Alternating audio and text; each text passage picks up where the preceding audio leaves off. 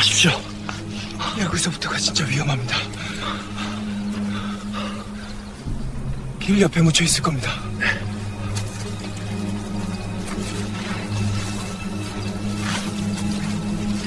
숙청당한 장택진의 손자 장성진이 탈출을 시도하나 보네요. 다음 이야기로 나가기 전 여러분의 소중한 구독과 좋아요 부탁드립니다. 다 감사합니다. 드러났고 손은 상처투성이었습니다. 하지만 가장 큰 변화는 마음이었습니다. 여기서 죽을 수는 없다. 탈출해야 한다. 어느 날 아침 성진은 막사에서 끌려 나왔습니다. 2537번 따라와. 경비병이 말했습니다. 신문실로 갔습니다. 지난번과는 다른 곳이었습니다. 더 어두웠습니다. 더 좁았습니다. 벽에 쇠사슬이 걸려 있었습니다. 앉아. 성진은 바닥에 무릎을 꿇었습니다. 보위부 조사원이 들어왔습니다. 장성진, 내 할아버지가 당의 돈을 빼돌렸다. 네? 저는 그분이 누군지도 모릅니다. 거짓말하지 마. 조사원이 몽둥이를 들어 내리쳤습니다. 마지막으로 묻겠다. 돈이 어디 있나? 정말 모릅니다. 몽둥이가 성진의 등을 쳤습니다. 성진이 바닥에 쓰러졌습니다. 일어나. 이 갓나새끼. 다시 몽둥이가 날아왔습니다. 이번에는 정강이를 쳤습니다. 악! 성진은 비명을 질렀습니다. 폭행은 2시간 동안 계속되었습니다.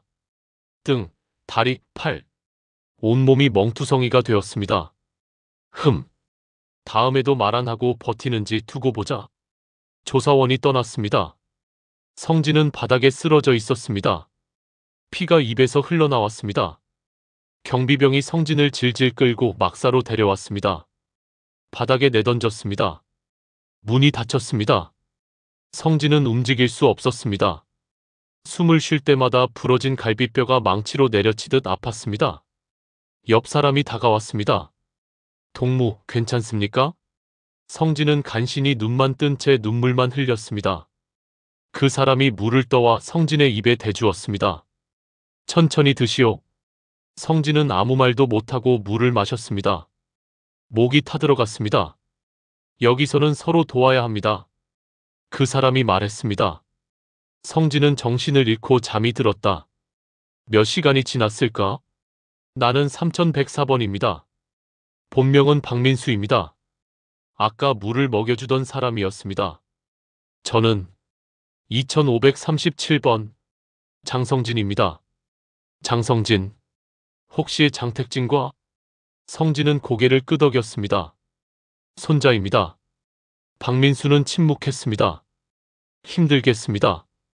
여기서 그 신부는 알고 있습니다. 밤이 되었습니다. 다른 수용자들은 모두 잠들었습니다. 박민수가 작게 속삭였습니다. 나는 5년 전에 여기 왔습니다. 무슨 죄로요? 중국에서 성경책을 봤다는 죄입니다. 성진은 놀랐습니다. 성경책요? 네. 중국 교회에서 받았습니다. 북한으로 돌아올 때 가방에 숨겨뒀는데 국경에서 걸렸습니다. 박민수의 목소리가 떨렸습니다. 그것 하나 때문에 5년입니다. 형은 10년입니다. 탈출은 생각해 보셨습니까? 성진이 조심스럽게 물었습니다. 박민수는 잠시 침묵했습니다. 많이 생각해 봤습니다만, 하지만 불가능합니다. 철조망은 전기가 흐르고 지뢰가 묻혀 있고 감시탑이 곳곳에 있습니다. 잡히면 바로 총살입니다. 그래도 짐승만도 못하게 사는 것보다 죽는 게 낫지 않겠습니까? 박민수가 성진을 쳐다봤습니다.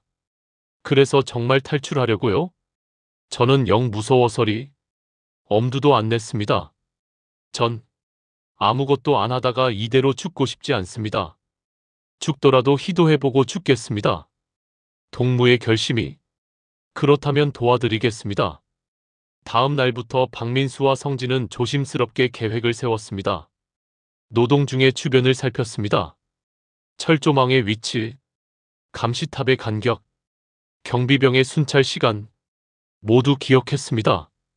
일주일이 지났습니다. 박민수가 말했습니다. 동쪽 철조망에 약한 곳이 있습니다. 약한 곳이요? 네. 전기가 제대로 안 흐르는 부분입니다. 한 달 전부터 고장났는데 아직 수리하지 않았습니다. 어떻게 아십니까? 지난달에 한 수용자가 그곳으로 탈출하려다 걸렸습니다. 전기에 감전되지 않았다는 걸 봤습니다. 성진의 눈이 빛났습니다. 그럼 그곳으로 갈 수 있습니까? 가능합니다. 하지만 감시탑이 문제입니다. 어떻게 해야 합니까? 흙바닥에 나뭇가지로. 박민수가 지도를 그렸습니다. 이곳이 동쪽 철조망입니다. 감시탑은 100m 간격으로 있습니다. 달빛이 없는 밤에 감시탑 사이 중간 지점으로 가야 합니다. 언제입니까? 일주일 후. 음력 금음입니다. 일주일 동안 성진과 박민수는 준비했습니다. 음식을 조금씩 숨겨뒀습니다. 옥수수 몇 알, 감자 1개, 물병 하나, 모두 침대 밑에 숨겼습니다. 또한 철조망을 자를 도구가 필요했습니다. 박민수가 탄광에서 철사 조각을 주워왔습니다. 이것으로 철조망 일부를 풀 수 있습니다. 하지만 시간이 걸립니다. 최소 10분은 필요합니다. 10분이면 감시탑에서 볼 수 있지 않습니까? 그래서 둘이 가야 합니다. 한 명은 철조망을 풀고 한 명은 망을 봅니다. 알겠습니다. 제가 할 수 있을까요? 성진은 고개를 끄덕였습니다. 탈출 전날 밤, 박민수가 말했습니다. 내일 밤입니다. 준비됐습니까? 네. 후회하지 않겠습니까? 잡히면 총살당합니다. 성진은 잠시 생각했습니다. 여기 있어도 죽습니다. 차라리 탈출하다 죽겠습니다. 박민수가 미소 지었습니다. 좋습니다. 내일 밤 2시. 모두 잠든 시간입니다. 2014년 3월 25일. 금음. 달이 없는 밤이었습니다. 밤 2시. 성진과 박민수는 조용히 일어났습니다. 다른 수용자들은 모두 자고 있었습니다. 침대 밑에서 준비한 물건들을 꺼냈습니다. 옷을 껴입었습니다. 가십시다. 박민수가 속삭였습니다. 막사 문은 잠겨 있지 않았습니다. 수용소 안에서는 도망칠 곳이 없기 때문이었습니다. 문을 조심스럽게 열었습니다.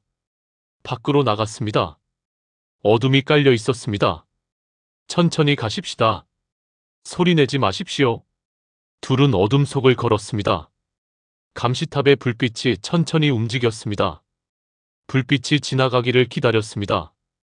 그리고 다시 걸었습니다. 10분이 걸렸습니다. 동쪽 철조망에 도착했습니다. 박민수가 철사 조각을 꺼냈습니다. 제가 풀겠습니다. 동무는 감시탑을 보십시오. 네. 성진은 감시탑을 쳐다봤습니다. 불빛이 천천히 움직이고 있었습니다. 박민수는 철조망을 풀기 시작했습니다. 철사를 구부려서 철조망 고리에 걸었습니다. 그리고 천천히 돌렸습니다. 하나, 둘, 셋. 시간이 너무 천천히 흘렀습니다. 감시탑은 어떻습니까? 박민수가 물었습니다. 아직 괜찮습니다. 조금만 더 하면 됩니다. 5분이 지났습니다. 철조망 고리 10개를 풀었습니다. 됐습니다. 통과할 수 있습니다. 박민수가 철조망을 젖혔습니다. 구멍이 생겼습니다. 사람 한 명이 겨우 지나갈 크기였습니다. 제가 먼저 가겠습니다. 박민수가 구멍으로 기어 들어갔습니다. 몸을 낮춰서 천천히 통과했습니다.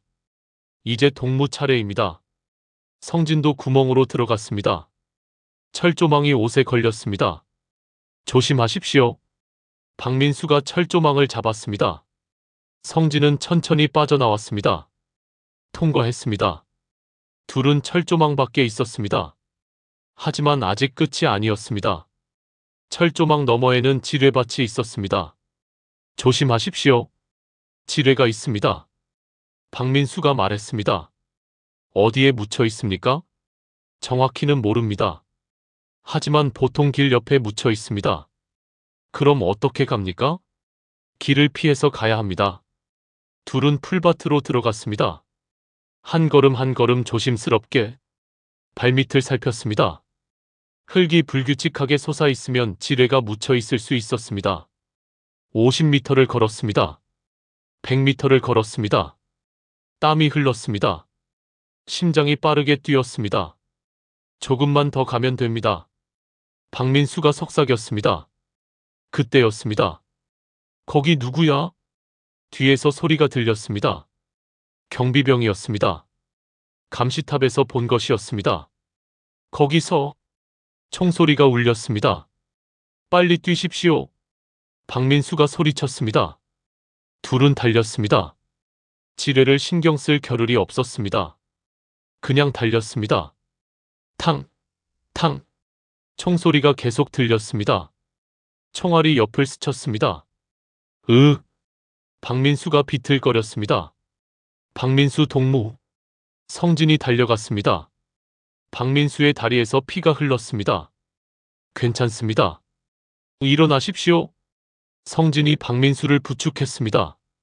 둘은 다시 달렸습니다. 하지만 박민수는 제대로 걷지 못했습니다. 동무, 저를 두고 가십시오. 안 됩니다. 둘 다 허무하게 죽어야겠습니까? 저는 이미 끝났습니다. 동무라도 살아야 합니다. 박민수 동무. 박민수가 성진을 밀었습니다. 가십시오. 빨리. 성진은 눈물을 흘렸습니다. 하지만 돌아볼 수 없었습니다. 달렸습니다. 계속 달렸습니다. 경비병들이 뒤쫓아왔습니다. 추적견 짖는 소리가 들렸습니다.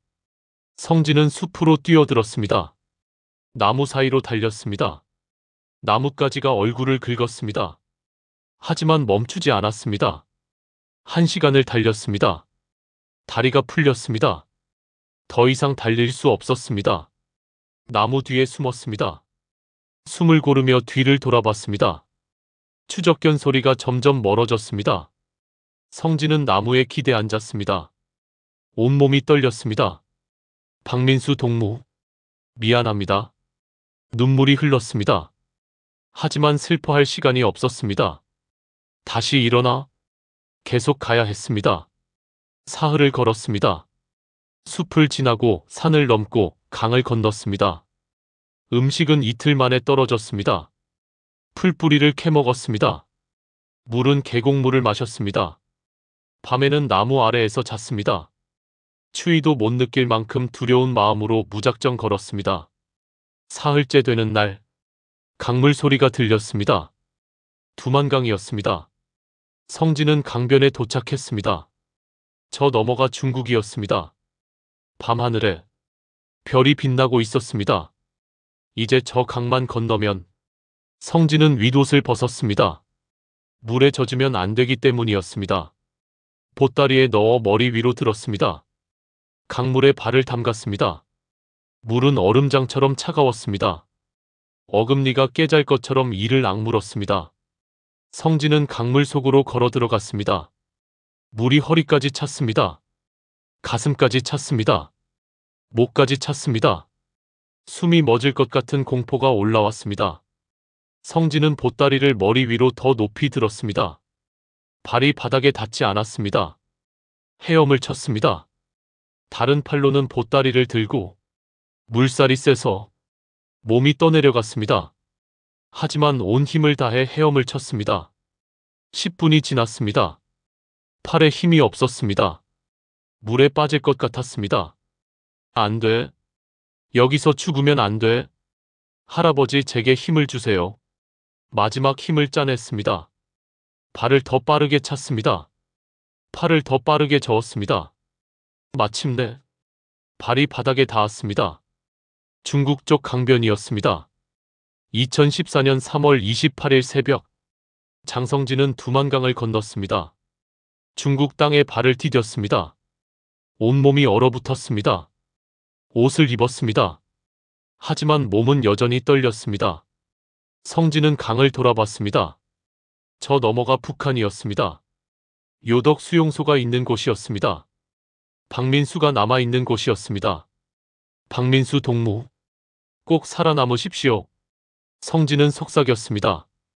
그리고 등을 돌렸습니다. 북쪽을 향해 걸었습니다. 중국으로. 2537번 수용자 장성진, 장택진의 손자. 그의 여정은 이제 시작일 뿐이었습니다. 2014년 3월 28일 새벽, 장성진은 가까스로 중국 땅에 도착했습니다. 하지만 안전한 것은 아니었습니다. 중국 공안은 탈북자를 잡아 북송시킵니다. 잡히면 다시 수용소로 돌아가거나 총살당할 것입니다. 성진은 숨어야 했습니다. 해가 떠올랐습니다. 성진은 숲속에 숨어 있었습니다. 온몸이 떨렸습니다. 옷이 젖어서 얼어붙었습니다. 춥고 배가 고팠습니다. 사흘째 제대로 먹지 못했습니다. 어디로 가야 하지? 성진은 생각했습니다. 마을로 가서 음식을 구해야 했습니다. 하지만 공안에게 잡힐 수도 있었습니다. 일단 마을을 찾아보자. 성진은 일어났습니다. 숲을 빠져나갔습니다. 오전 10시, 성진은 작은 마을을 발견했습니다. 집들이 몇 채 있었습니다. 한글 간판이 보였습니다. 김씨 잡화점, 조선족 마을이었습니다. 성진은 조심스럽게 마을로 들어갔습니다. 사람들이 있었습니다. 모두 조선말을 했습니다. 하지만 억양이 달랐습니다. 도움을 청해야 할까? 성진은 망설였습니다. 그때 한 할머니가 성진을 봤습니다. 아이고, 저 사람 좀 봐. 할머니가 다가왔습니다. 어디서 왔어? 성진은 말할 수 없었습니다. 길을 잃었습니다. 길을 잃었다고? 옷 좀 봐. 젖었네. 할머니가 성진의 팔을 잡았습니다. 우리 집으로 가자. 옷 갈아입어야지. 할머니는 성진을 집으로 데려갔습니다. 방 2개, 부엌 하나. 아담한 작은 집이었습니다. 여기 앉아. 할머니가 따뜻한 물을 끓였습니다. 그리고 옷을 꺼냈습니다. 이거 내 아들 옷인데 입어봐. 성진은 옷을 받았습니다. 고맙습니다. 씻고 와. 저기 씻는 데 있어. 성진은 부뚜막처럼 생긴 수돛가에서 거울을 봤습니다. 자신의 얼굴이 보였습니다. 살이 빠져서 광대뼈가 튀어나왔습니다. 눈은 움푹 들어갔습니다. 머리카락은 뭉쳐 있었습니다. 내가 이렇게 됐구나. 성진은 눈물을 뚝뚝 흘리며 물을 틀었습니다. 할머니는 따뜻한 물을 받아다 주었습니다. 몇 달 만에 처음이었습니다. 눈물이 났습니다. 씻고 나오자 할머니가 밥을 차려놨습니다. 밥, 김치, 된장찌개. 먹어. 성진은 숟가락을 들었습니다. 손이 떨렸습니다. 밥을 입에 넣었습니다. 따뜻했습니다. 눈물이 또 났습니다. 천천히 먹어. 체한다. 할머니가 말했습니다.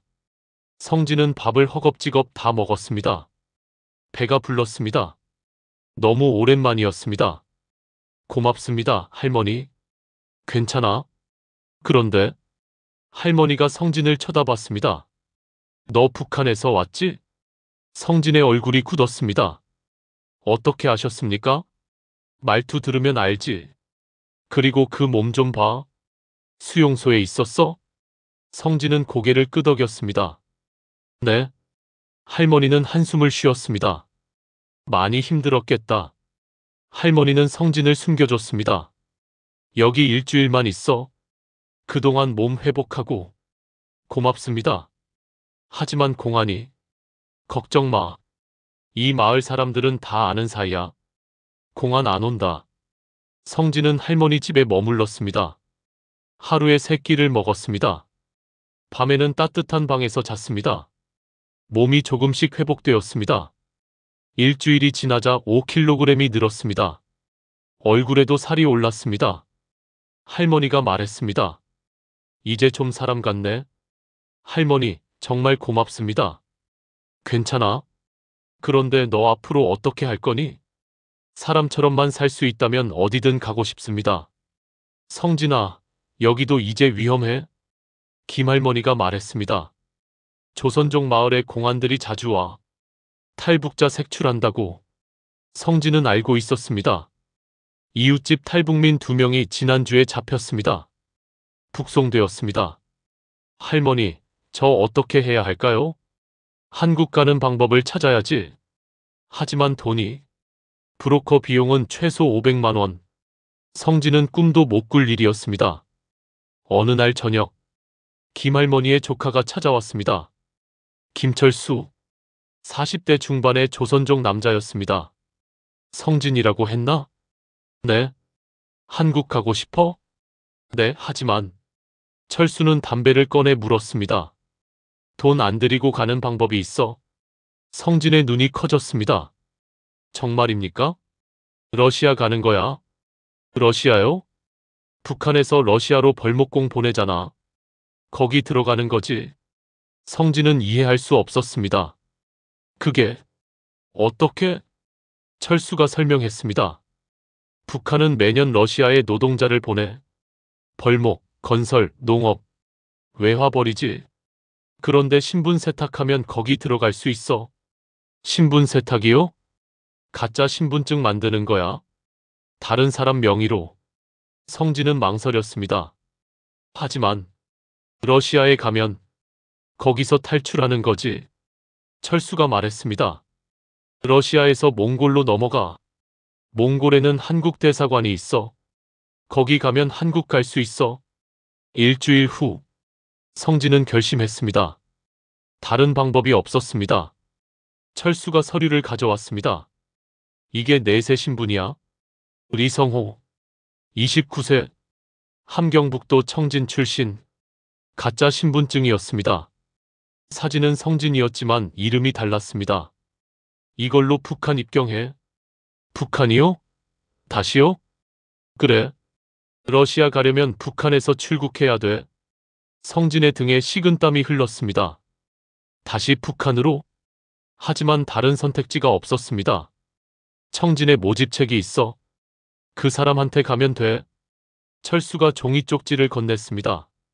주소가 적혀 있었습니다. 이거 정말 되는 겁니까?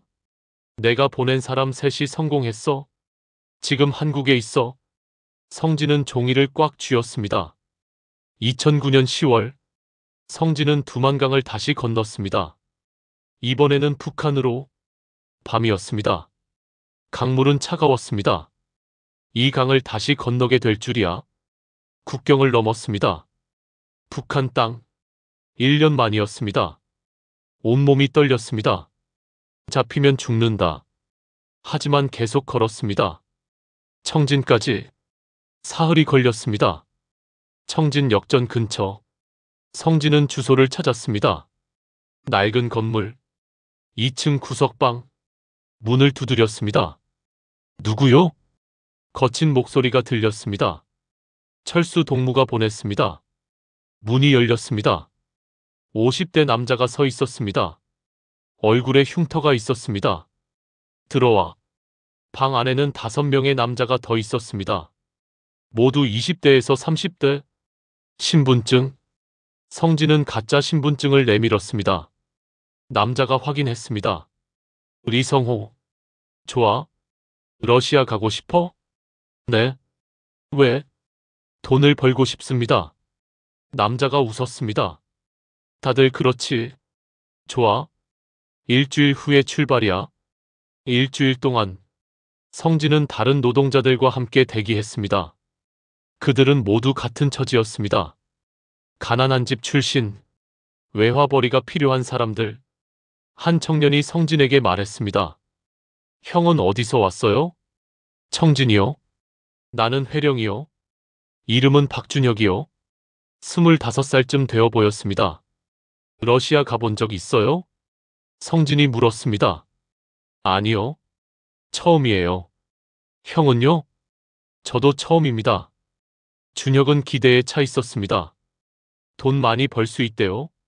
3년만 일하면 집도 살 수 있대요. 성진은 대답하지 않았습니다. 뭔가 불길한 느낌이 들었습니다. 2009년 10월 25일, 버스가 도착했습니다.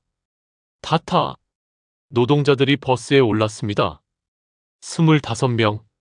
모두 남자들이었습니다. 버스가 출발했습니다. 북쪽으로. 중국 국경이 아닌 러시아 국경으로.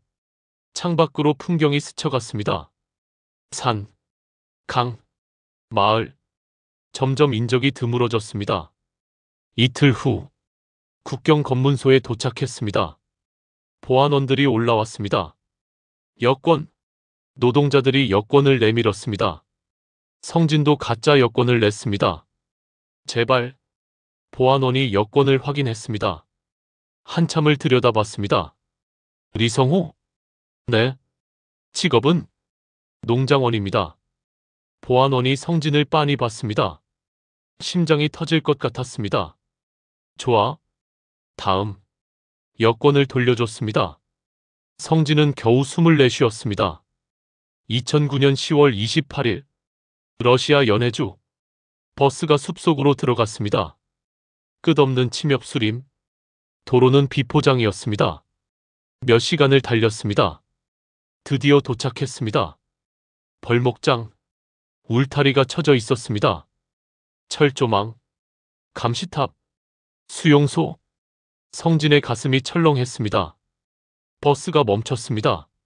내려. 노동자들이 내렸습니다. 북한 간부가 기다리고 있었습니다. 40대 후반. 군복을 입고 있었습니다.